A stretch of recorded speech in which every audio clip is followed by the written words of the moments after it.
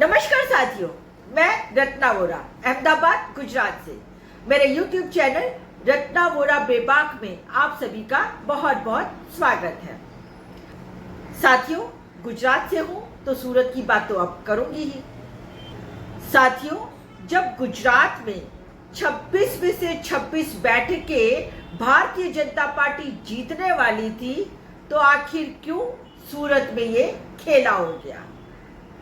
क्या गुजरात में अब भाजपा के प्रमुख CR पाटिल को नरेंद्र मोदी के चेहरे और नरेंद्र मोदी द्वारा दी गई गारंटी पर खुद ही विश्वास नहीं रहा? पहले चंडीगढ़ की घटना और उसके बाद सूरत की घटना, क्या ये दोनों घटनाएं साबित करती हैं कि यदि 2024 में भारतीय जनता पार्टी की सरकार आती है तो भविष्य में फिर कोई फ्री और फेयर इलेक्शन नहीं रहेंगे? क्या अब चुनाव वन नेशन वन इलेक्शन और वन कैंडिडेट के आधार पर ही होंगे? क्या नोटा को भी अब सुप्रीम कोर्ट में चैलेंज किया जाएगा? जी हाँ साथियों, यही सब कुछ सवाल हैं जिनको हम आज के इस वीडियो में ढूंढने की कोशिश करेंगे।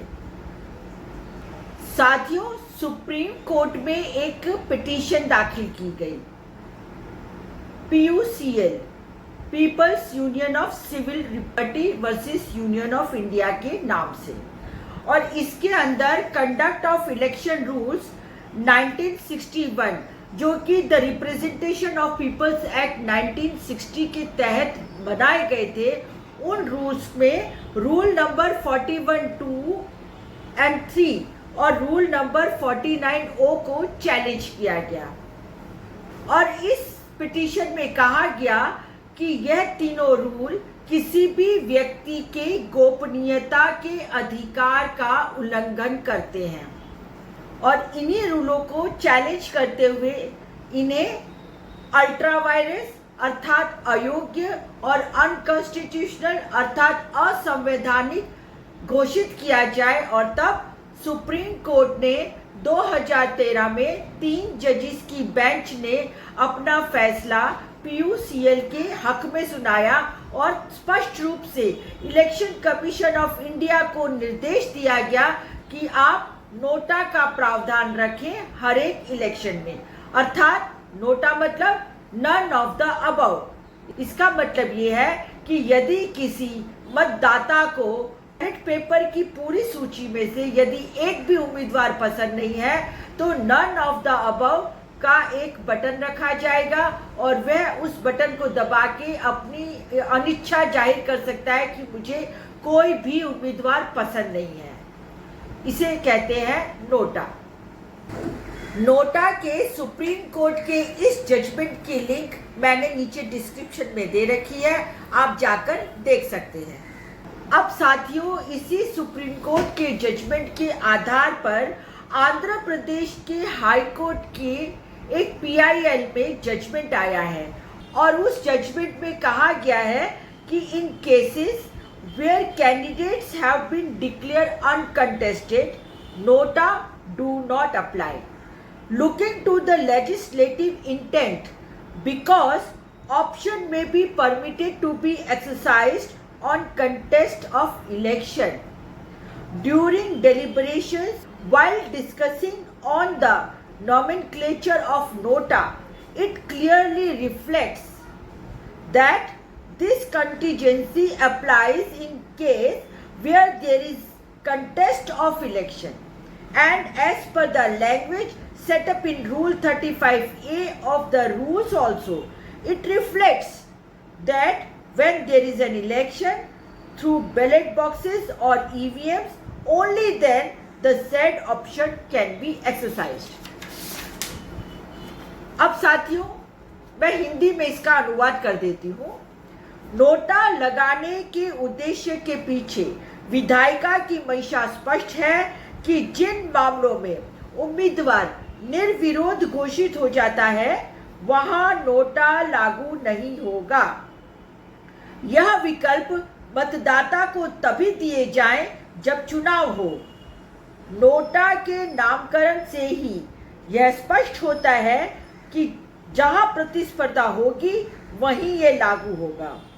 आंध्र प्रदेश पंचायत के कंडक्ट ऑफ इलेक्शन रूल्स 2006 के रूल 35A की भाषा भी इस बात को दर्शाती है कि जब बैलेट बॉक्स या ईवीएम से चुनाव होगा तभी नोटा इस्तेमाल करने का विकल्प दिया जाएगा। आंध्र प्रदेश हाईकोर्ट के ऑर्डर की लिंक मैंने नीचे डिस्क्रिप्शन में दे रखी है, आप जाकर रेफर कर सकते हैं। तो साथियों, इसका अर्थ स्पष्ट है कि यदि कोई उम्मीदवार नहीं रहता है मैदान में और सिर्फ एक उम्मीदवार बचता है तो नोटा का इस्तेमाल नहीं किया जा सकता। तो साथियों, जो घटना गुजरात में घटी और जिस तरीके से कांग्रेस का उम्मीदवार और उसके जो प्रस्तावक थे उन सभी लोगों की वजह से कांग्रेस के उम्मीदवार का फॉर्म रद्द होता है। साथ ही उसके फॉर्म के बाद सभी अपक्ष या छोटी मोटी पार्टीज के जो भी उम्मीदवार थे वह सभी अपनी उम्मीदवारी पत्र वापस खींच लेते हैं और फिर निर्विवाद तरीके से सिर्फ और सिर्फ भारतीय जनता पार्टी का कैंडिडेट घोषित किया जाता है सांसद की तरह और उसके बाद उसे सर्टिफिकेट दे दिया जाता है। तो साथियों, क्या ऐसी घटनाएं देश के दूसरे राज्यों में नहीं घट सकती? इससे पहले और अब तक ऐसा होता था कि चुनाव जीत जाने के बाद जो विधायक होते थे उनको खरीद लिया जाता था, उनके साथ हॉर्स ट्रेडिंग होती थी। पर अब तो ये एक नया सिलसिला चालू हो जाएगा कि जहां किसी उम्मीदवार ने अपनी उम्मीदवारी पत्र भरा, तुरंत ही या तो उसका अपहरण कर लिया जाए, उसके जो साथी लोग हैं, प्रस्तावक है, उनका अपहरण कर लिया जाए या उनको डरा के, धमका के या पैसों की लालच दे के जो गुजरात में हुआ ऐसी वाली घटना और राज्यों में की जाए। आज हमारे देश के 33 राज्य हैं। आप कल्पना कीजिए यदि इन चुनावों में इन 33 राज्यों की एक एक कॉन्स्टिट्यूंसी में भी यदि ऐसा खेला हो जाता है तो आप समझ सकते हैं कि देश में 33 उम्मीदवार जो निर्विरोध हो जाएंगे। तो साथियों, ये देश के लोकतंत्र के ऊपर सबसे बड़ा खतरा मंडरा रहा है और जिस तरह की मैच फिक्सिंग गुजरात में हुई उसी तरह की मैच फिक्सिंग भविष्य में दूसरे राज्यों में भी ना हो, इसकी क्या गारंटी है। आज अगर ये 400 पार का नारा दे रहे हैं तो इससे स्पष्ट होता है कि साम दाम दंड भेद किसी भी कीमत पर ये लोग 400 पार की सीटें लाना चाहते हैं। तो साथियों, इस वीडियो के माध्यम से मैं सिर्फ यही कहना चाहती हूँ कि इस वीडियो को इतना फैलाएं कि देश के chief justice of India DY Chandrachud तक ये बात पहुंचे और वो इसका संज्ञान ले और इसमें नोटा के अलावा भी एक और प्रोविजन और एक और निर्देश दे कि चाहे कुछ भी हो, बेशक एक कैंडिडेट हो, परंतु उसके बावजूद भी उस क्षेत्र के लोग जहां पर निर्विरोध सांसद या प्रत्याशी डिक्लेयर हो चुका है उसके सामने भी नोटा के साथ साथ नेटो लाया जाए, अर्थात नॉट इवन दिस वन। हमें ये उम्मीदवार भी पसंद नहीं है, बेशक ये निर्विरोध आया है। तो जनता को ये स्वतंत्रता होनी चाहिए कि वह अपने उम्मीदवार चाहे वो निर्विरोध भी हो पर उसको घर बिठा सके और उस जगह दोबारा इलेक्शन का भी प्रावधान किया जाए।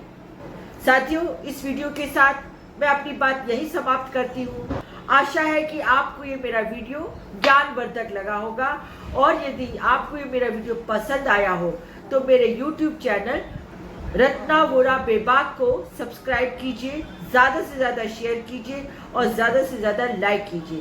साथ ही आप मुझे इंस्टा, फेसबुक और एक्स पर भी फॉलो कर सकते हैं। नमस्कार।